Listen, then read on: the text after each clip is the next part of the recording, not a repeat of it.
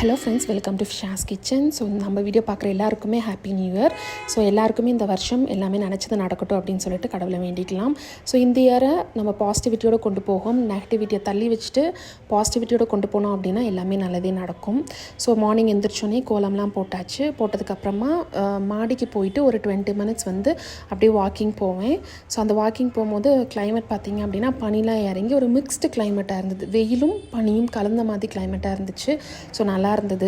அப்படியே வீடியோ எடுத்துகிட்டு இருந்தேன். இன்றைக்கி பிரேக்ஃபாஸ்ட் பார்த்திங்கன்னா ரொம்ப சிம்பிள் தான். ஸோ அதனால தான் ஷூட் பண்ணல. தேங்காய் பால் அப்புறம் வந்துட்டு ஆப்பம் தான் ரெடி பண்ணியிருந்தேன். பட் ஆனால் என்னன்னா கருப்பு கவனி அரிசியில் வந்து ஆப்பம் ரெடி பண்ணியிருந்தேன். சூப்பராக இருந்தது, சாஃப்டாக இருந்தது.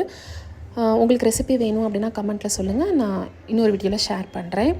ஆஃப்டர்நூன் லன்ச் பார்த்திங்க அப்படின்னா சரி நியூ இயர் அதுமா பிரியாணி பண்ணலாமேன்னு சொல்லிட்டு காளான் பிரியாணியும் பன்னீர் கிரேவியும் தான் ரெடி பண்ணியிருந்தேன். பிரியாணி சூப்பராக வந்துருந்துச்சு.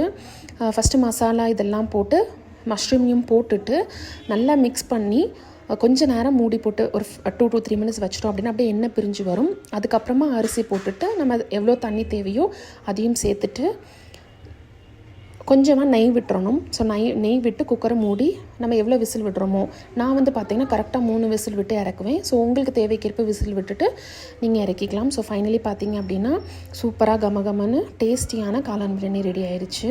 ஸோ அரிசி பார்த்திங்க அப்படின்னா ஒன்றோட ஒட்டாமல் அவ்வளோ அழகாக வந்திருந்தது.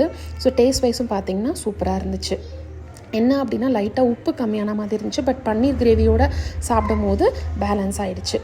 ஸோ அப்புறம் பார்த்திங்க அப்படின்னா பன்னீர் கிரேவி ரெடி பண்ணியிருந்தேன். ஸோ ரெசிபி நான் ஏற்கனவே ஷேர் பண்ணியிருக்கேன். வேணும் அப்படின்னா சொல்லுங்கள், இன்னொரு டைம் நான் ஷேர் பண்ணுறேன். ஸோ டேஸ்டியான பன்னீர் கிரேவி ரெடி ஆச்சு. ஸோ லஞ்ச் சூப்பராக சாப்பிட்டு முடிச்சாச்சு. ஸோ லஞ்ச் எல்லாம் சாப்பிட்டு முடிச்சதுக்கப்புறமா கையோட கிச்சனையும் வந்து ஃபுல்லாக க்ளீன் பண்ணி விட்டுருவேன்.